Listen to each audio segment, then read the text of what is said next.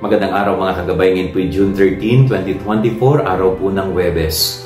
Napakaganda po ng ating ebanghelyo. Ipinapaalala ng Panginoong Hesus na sana yung ating kabutihan at kabanalan ay huwag maging katulad ng kabutihan at kabanalan kunwari ng mga Pariseyo at Eskriba. Sabi ni Hesus, nandyan ang mga batas, nandyan ang mga utos ng Diyos upang sa ganun maging pamantayan natin sa ating pang-araw-araw na buhay. Kanya nga, kung isinasapuso at isinasabuhay natin ang kanyang mga utos, malalayo tayo sa paggawa ng kasalanan. Pinag-iingat tayo dito ng Panginoon, sapagkat sa bawat kasalanan at pagkakamaling ginagawa natin, inuulit-ulit nating gawin, ay may karampatang parusa. No, may parusa po yun. Huwag nating ipagwalang bahala yung bawat pagkakamali, kasalanang ginagawa natin. Remember na mayroong kapalit po yun.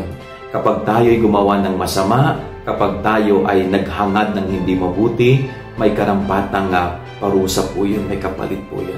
Kanyang pinag-iingat tayo ni Jesus, sundin ang kanyang mga pinag-uutos upang sa ganon ay makaiwas tayo sa mga kasalanan at tukso ng pagkakamali.